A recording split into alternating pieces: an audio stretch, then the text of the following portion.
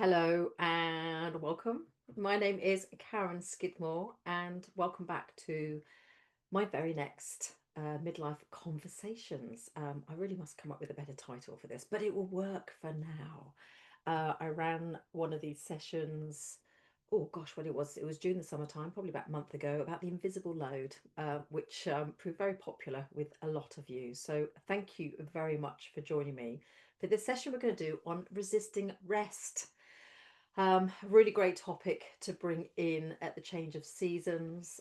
Recording this live now in beginning of September. So some of you I know will have had either small children going to school, big children maybe going to university, starting new jobs, starting new things. It's a kind of like a start of a new year, isn't it? And I know I must admit I much prefer September as the start of a new year than I do January, definitely for sure. So it's a lovely way of switching the seasons, and we're going into the last few months of 2025. So resisting rest. This is the topic of today. Um, those of you live, I'm recording this, so but I'll be sharing this as a speaker. So if you're in the background, you don't put your audio on or anything, you won't be seen. So you're absolutely fine to be in there in the background. I'll keep an eye on the chat.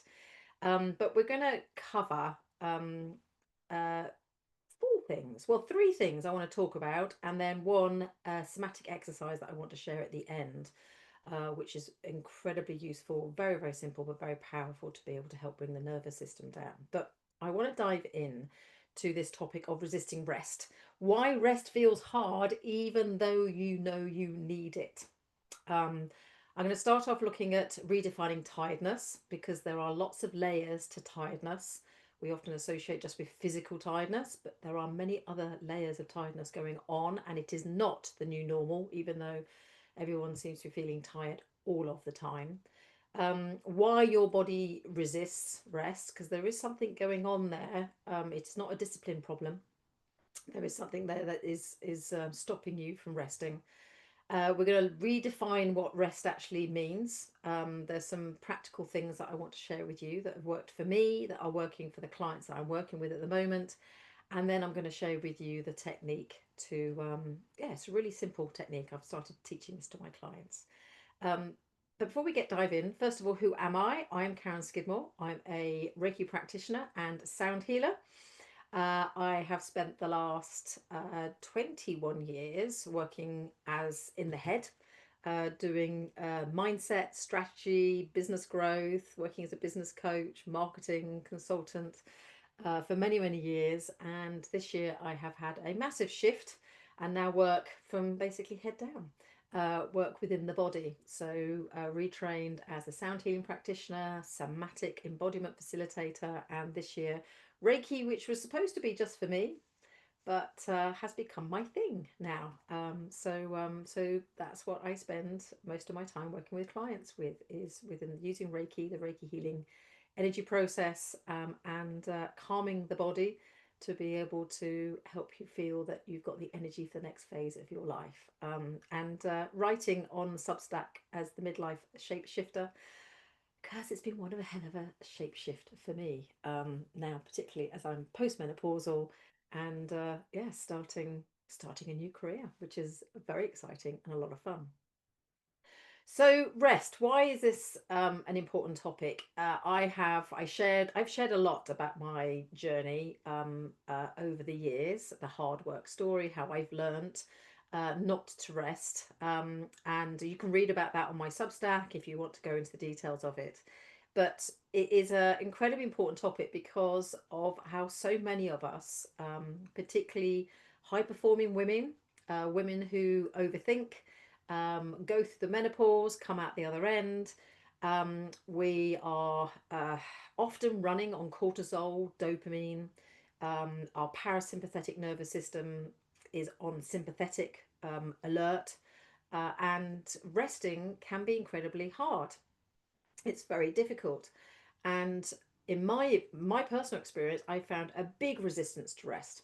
And a lot of the women that I now work with have the same issues, if you like. We know logically, we know intellectually that we do need to rest. But if our body doesn't know rest, it's very hard for us to be able to rest. And so it is incredibly important. If you've done any looked at high performing athletes, for example, they're a great example of looking at and knowing that they do not high perform, train at a high level 24/7. Resting is an important part of the process because actually is important and actually I would, I've never been a high performing athlete, but from what I've read, can actually be more important than the actual training because the body needs to rest and recover to be able to improve their performance. And if we apply this to our lives, then why are we not doing this for just everyday living and everyday working? There's something going on in our nervous system. There's something going on in our bodies that's not allowing to do it. So first of all, let's define what tiredness is, because tiredness is not a new normal. It is very easy to have a humour around tiredness, and actually, it's very important because if we take it too seriously, we just weep and just lie on the floor and do nothing, and that's not helpful because we have a life to live. No matter, we've got responsibilities, whether it's family, whether it's work. Well, there's things, bills to pay. So it's good to have a humour about it, but that humour can take us to a point where we just go, well, everyone's tired. This is what the world is like, and we are in danger of losing ourselves. We are in danger as we age, as we get into our 50s and 60s. Um, I have a mother, she's now 84, and I see what it's like when we get to our 70s and 80s. And if we are to live our fullest and most potential life, even if it's just to be able to go, I just want to have good health and well-being, our bodies need rest. And this is our crucial time in our 50s and 60s. If we haven't learned how to rest, we're going to find it very, very hard to do that when we get into our 70s and 80s, and it's going to have significant health issues with us. So let's define tiredness first of all, because there are multiple layers to tiredness. So a lot of people will associate tiredness to physical tiredness. We lug boxes around, we go to the gym, we'd be on our feet all day. There is that physical exertion of like, oh God, yeah, I'm tired. Yeah. But it's so much more than that. So much more. So there are different layers, and when we can see it, when we can recognize it, we can name it, we can do something about it. But when we don't, and it just sort of get all blurred in the other, it's really easy to just go about our day going, well, everyone's tired, so it must be me, and there's nothing wrong with it. Not right. So first of all, there's the medical side of it. I want to start off very, right on the very off. Tiredness is not normal. If you're feeling tired on a regular basis, then the first point of call is to go and see your GP. Go and see what might be medically in your body. It could be something as simple as an iron deficiency. A blood test will show that. It could be something more sinister. You just don't know. So tiredness is something that actually can be a health issue that's going on in your body. It's not just because you're doing too much. So we've got that layer of tiredness going on. Emotional tiredness. No matter what emotions you're dealing with, whether it's anger, sadness, grief, frustration, um, if we are struggling processing emotions and we are dealing with them every single day, every single week, um, and they start interfering with our life, we quite often zip it all up, we push it all down, and that holding emotion is exhausting for your body. Yeah, you may not realize this on a day-to-day basis, but that is what happens in your body. Stored emotions, bunged down emotions, emotions that we don't deal with, they start making our body exceptionally tired. We get exhausted with the weight of our shoulders. You think of these phrases that we use on a day-to-day basis. It's exactly what happens. Mental exhaustion. I've written quite a bit about mental fatigue, the invisible loads, which is what I was talking about in the last session. That heaviness of so much stuff, whether it's thinking for others, tasks running around, the mental overload that can cause enormous amount of exhaustion in our bodies. And because it's all in our head, we don't actually see it. You could be sitting at your desk all day. You could be having quite um, um, you know, a non-moving life, which is, not good for us anyway. But we might not be physically doing very much, but with the big mental overload, and this is what causes the tiredness. We have spiritual exhaustion, spiritual tiredness, lack of purpose. If we don't feel that the work that we're doing is fulfilling us, we're just going about of a treadmill. We've got stuck in the rut a bit. This isn't about religion. This is about what makes us us, the joy of life. If that is missing, again, that can really affect our tiredness levels. We get tired, we get bogged down with stuff. And our environment, we have a layer around us that is impacting our energy all the time. Some people get affected by this more than others. Some people shake it off, don't even notice it. But if you're an empath, you're a highly sensitive person, you are somebody who takes on energy from others. A really simple example, if you're the sort of person that can walk into a room and there's people in there and you can sense whether people are pissed off, happy, and you sense that within that split second, those kind of energies will load on us, and if we're not aware of that, it can layer on and layer on and tire us. But we've also got the environment of a very, very fast-paced life that we're all living in. Life has really significantly speeded up, particularly since the COVID years, particularly since 2020. Technology, those expectations, our society culturally here, particularly in the UK, we're expected to be busy, busy, busy all of the time. And if we're not being productive. Go and earn more money, go and consume, go and buy more stuff. And we have this surrounding us all the time. So if we think back to what life was like when maybe we were children as teenagers, it was a lot simpler. It was a lot slower. We weren't having to think um, technology all the time, and this again is piling onto us. So we have many, many different layers. So I really want you to be able to recognize, you're not going to have all of them all of the time. Maybe you are, but you will be affected by one, two, or three of them. This is not about physical exertion. There is a tiredness to our body that we're getting tired, and this impact on us, the cost of this is affecting us. It's stopping us being our full potential.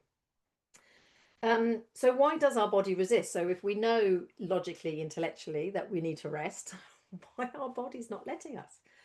Um, for most people, and most of the people I speak to, the women that I work with, they are overthinkers, very busy brains.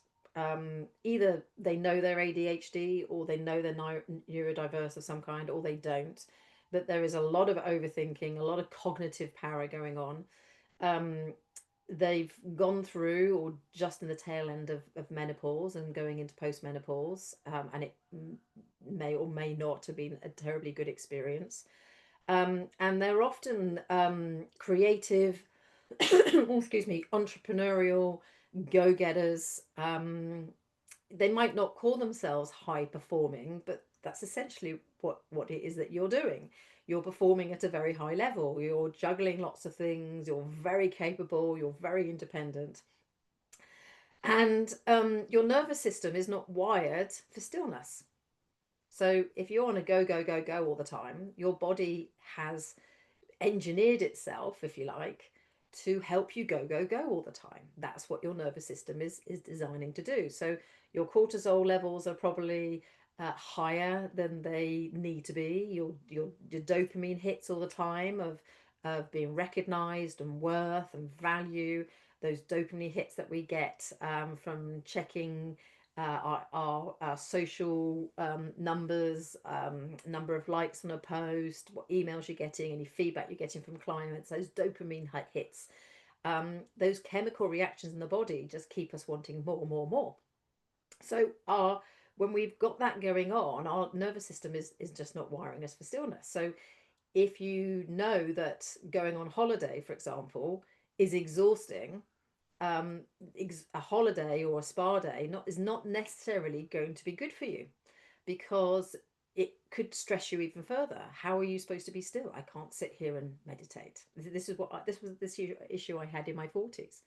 I knew I needed to rest. I was in recovery from a chronic inflammation, burnout, perimenopausal, post not dealing with grief very well, all that kind of mixed in. Um, you know, I knew intellectually I needed to rest, but my body couldn't. And being told to, sit down, put your feet up, you need to meditate, and sit there, and just the body just didn't know how to do it. So we've got three things that are wiring us up for this. Is one, if you think of this as like three little, it's almost like Russian dolls. Okay, if you imagine, the Russian dolls, you've got the little dolls and the big dolls, and there's three Russian dolls going on here. So in the middle, the Russian doll right in the center is you. Okay, and you have inner dialogues going on, whatever that might be. In fact, I heard this morning. I was out at a networking event this morning, and someone said to me, we were chatting about nervous systems, and she said, I don't have time to be ill. I don't have time. I don't have time to get ill. as if as if catching a cold or getting ill has anything to do with how much time you've got for it. But that is a great example of our inner dialogue. Haven't got time for this, and I'm busy, and we're saying this, our inner dialogue, all the time. So that is going, and our body's going, oh, okay, you're busy. You got to keep doing stuff. We'll give you the right hormones and chemicals in your body to be able to do that. Yeah, and let's put some caffeine and sugar in there, and we'll just keep going. Okay, so that's your little your Russian doll in the middle. The Russian doll on the outside is often your friends and family, your family dialogue. What were the patterns of behavior that you grew up in? How was your parents relating to rest? Rest is for the wicked. There you go. There's one. I didn't necessarily get that, but that's a common phrase we hear. Yeah. Got to work hard. Got to work hard. Put the effort in. Yeah, and sometimes we take that to the 100th degree. And then the bigger Russian doll that sits around us is our environment, the culture. And we are, as I've mentioned already, our society that we work and live in expects us and has trained us to be productive. If we're not earning money, we need to earn money to buy more stuff because we're in a consumerism environment, and we've got to keep up with everybody. And yeah, that's all going on. So all the chatter is like, you can't rest. You haven't got time to rest because there's always more to do. There's lots of things. You've got some free time, great, boof, let's get some more stuff. So you've got these Russian dolls going on, and you've got these different layers. Yeah, and they all impact each other. They all go through, and they're all helping our body stay active. Yeah, this is what our sympathetic nervous system does. It keeps us switched on. It keeps us ready for the next thing, ready for the, it was there. It's there to fight or flight. It's there to help us respond in emergency, but it's switched on all the time. And so recognizing that this is going on means that that's no wonder you find it a struggle to actually rest when you need to rest.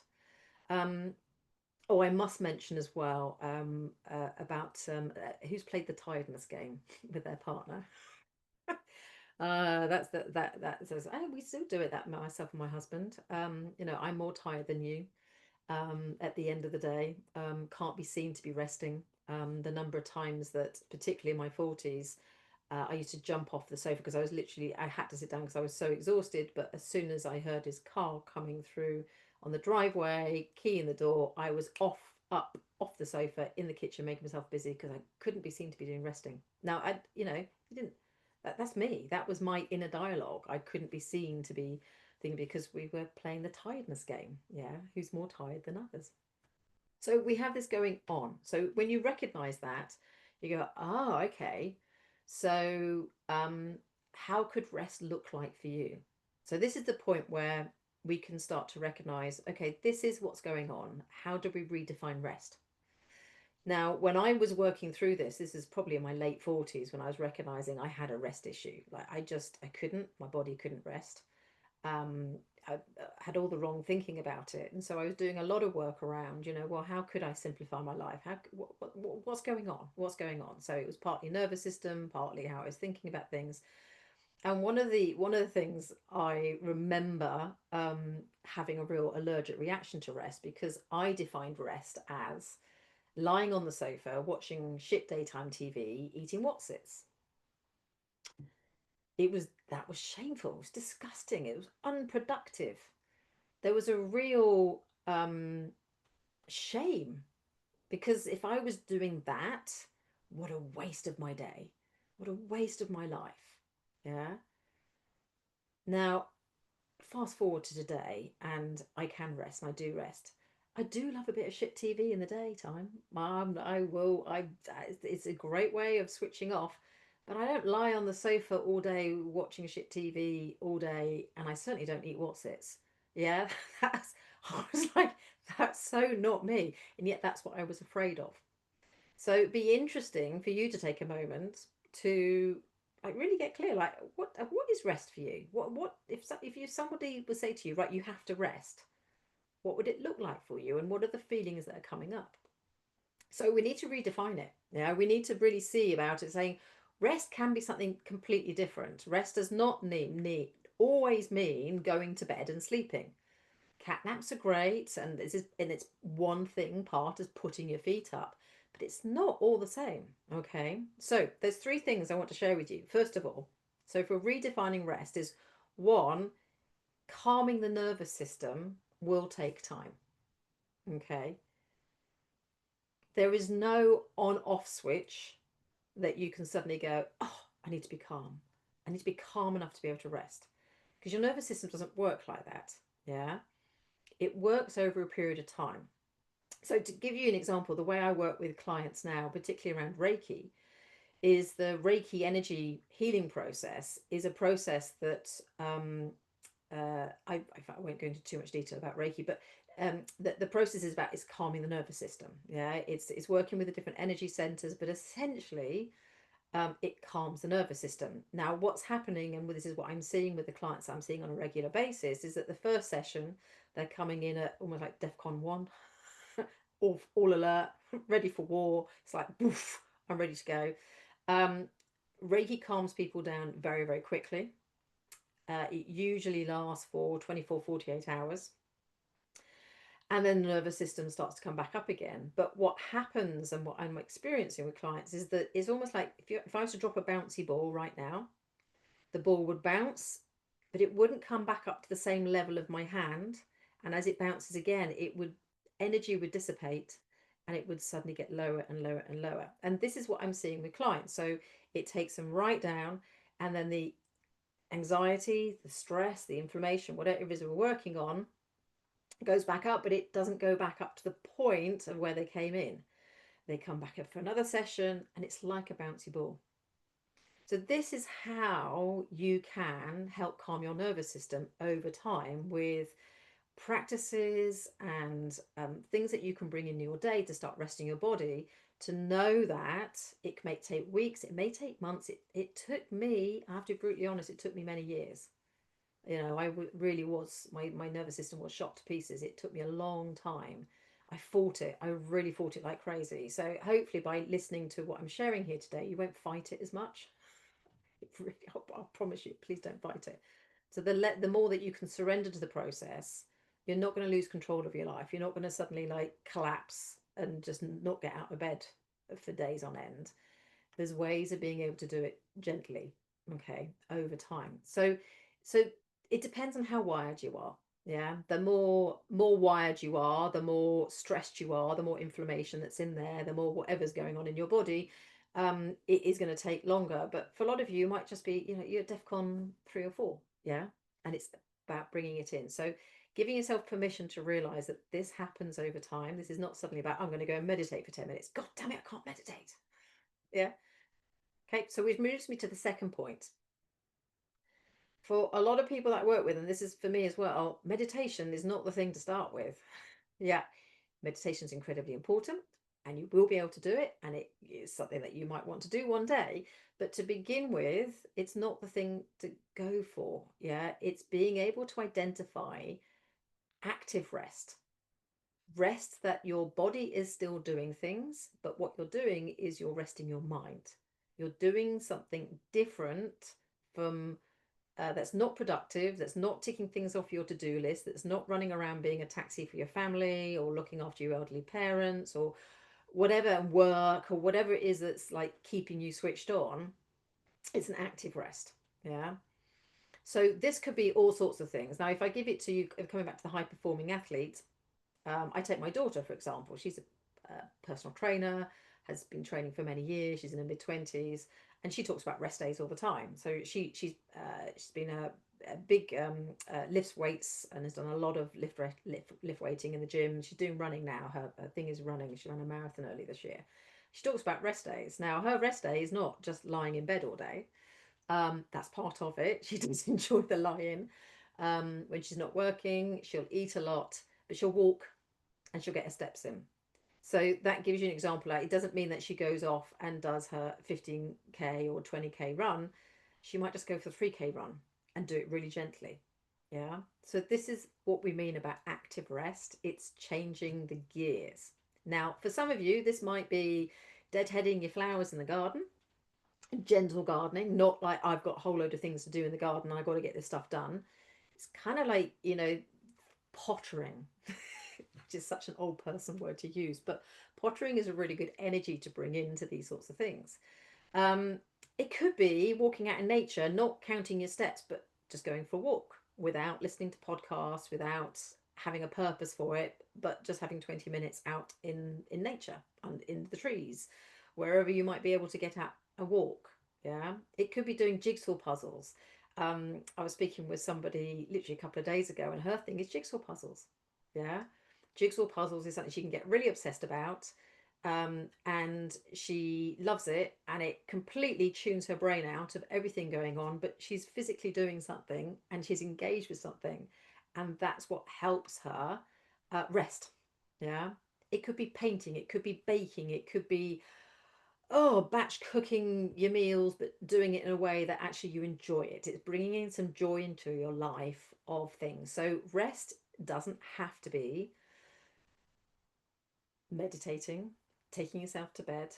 That's very passive rest. It can be active rest. So redefining this is going to help you identify. So it's like whatever's your joy, whatever's fun thing to do, to be able to do it, that you can do it something in maybe 10 minutes, half an hour. Um, embrace pottering. It's a really lovely way of spending half an hour of just mindfully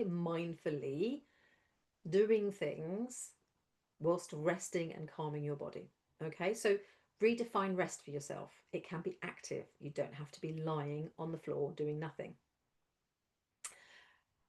To be able to do this, there's the third thing apart this is about boundaries. I promise you, as soon as you start doing active rest and doing things that are slightly different, you are going to have people come and distract you, whether that's your family, whether that's clients, your work.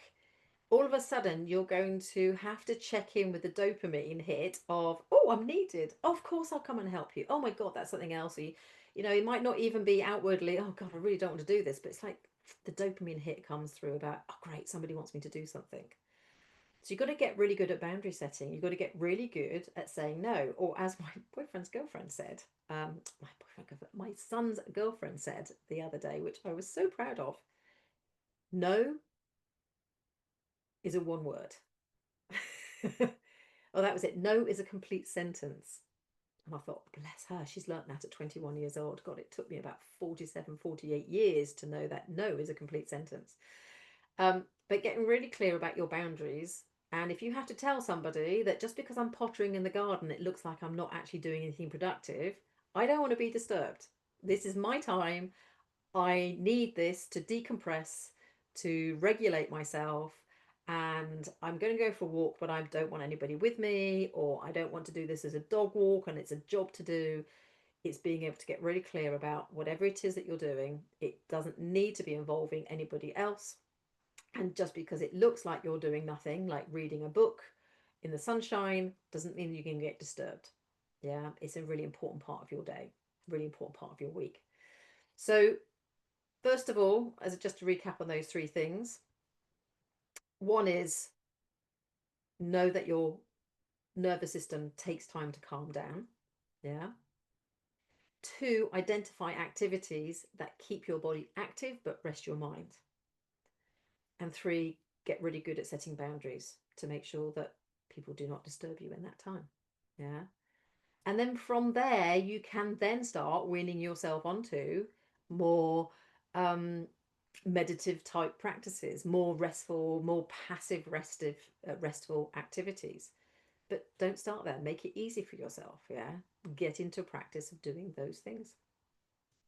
So I hope that was interesting and useful. Now, I wanted to finish off with a somatic technique. I'm beginning to teach this a lot to my clients. This is a technique, it's called the Havening technique.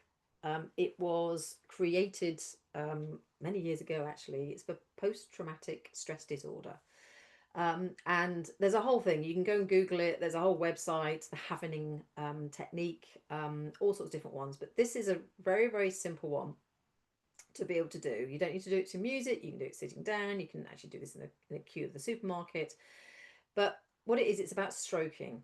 It's about stroking your body in a gentle way. Now, before I demonstrate it, there's a couple of things here. Now, the science behind this is that gently stroking yourself, your body won't know it's you. Yeah. So if you stroke your hand, your body doesn't really know that's your hand. It could be somebody else's hand, and it takes you back to that nurturing when you were a child, when you were a baby. You think of how we nurtured babies, looked after babies. It's stroking their head, it's patting their back. It's very gentle. So by being able to stroke, we don't our body doesn't know that it's us doing this, and it takes us back to a very gentle, soothing approach. Okay. And there's lots of different techniques. The one eye technique is doing the gentle from shoulder down to elbow. Now, this is a one-way stroke. Think of it as your cat, because if you go to a cat and you go like that, but cats don't like it. And this is a completely different. This is getting us warm. Okay, this is what this is like. I'm activating my body. Yeah, very completely different somatic exercise. This is a gentle stroke from our shoulders down to our elbows, and it is done very, very slowly and gently. In fact, I did that quite quickly. So if I was to practice this, it is a gentle stroke, one way. When you get to the elbow, you bring your hands up to your shoulders and gently bring them back down again. And you can do that 2 or 3 times. You can do that for 2 or 3 minutes.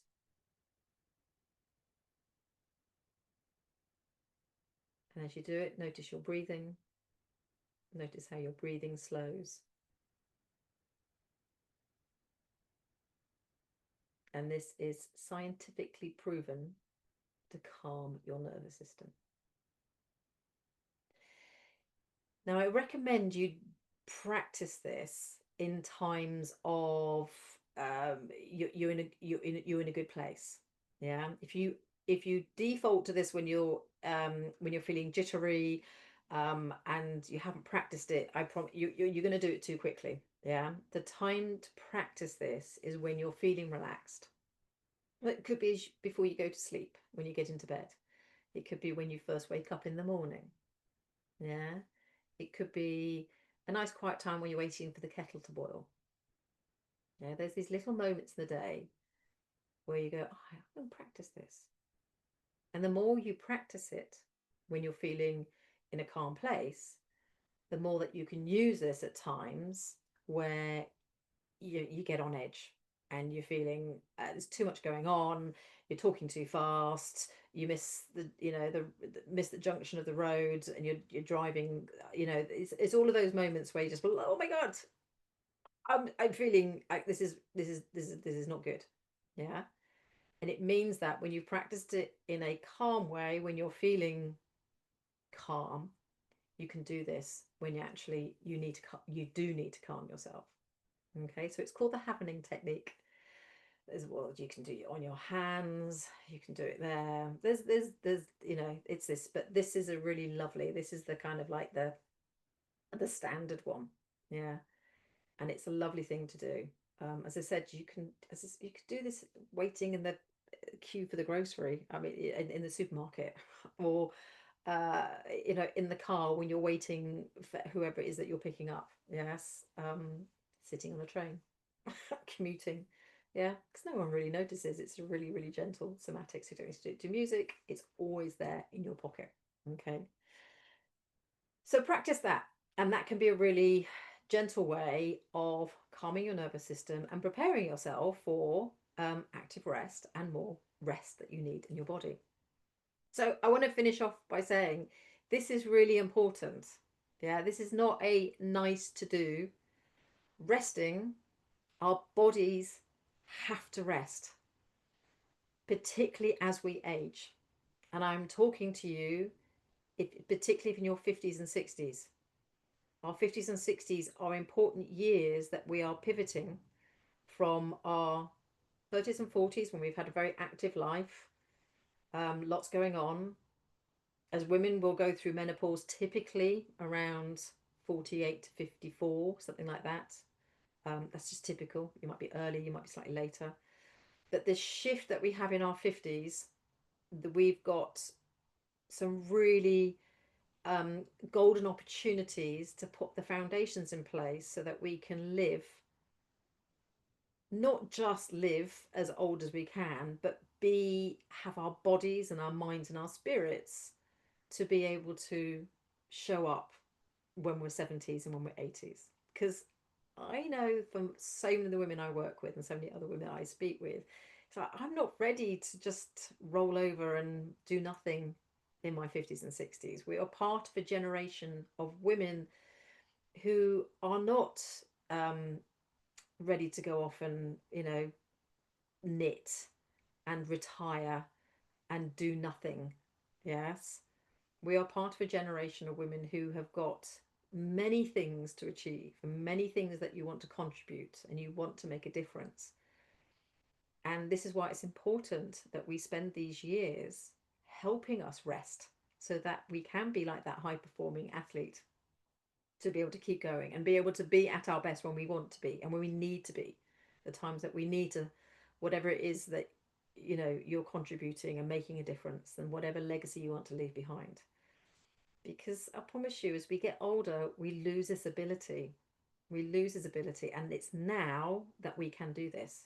And rest is a critical part of being able to prepare ourselves for the next few decades. So I hope that's been helpful. I hope that's been useful. Any comments or anybody from watching the replay wants to get in touch with me, please do. My email address is karen@karenskidmore.com. So I'd love to get some feedback from this. And if you're interested in working with me, come on over. My main website is serotina.co.uk, serotina.co.uk. And I'll put the links at the bottom of the video. And that's where you'll be able to have a look at the work that I do with clients through Reiki, online sound baths, working with women to help calm their systems, and give you the energy that you need for your next phase of life. So thank you very much for joining me today. Thank you very much for listening and watching, and I'll see you again on another session at some point in the future.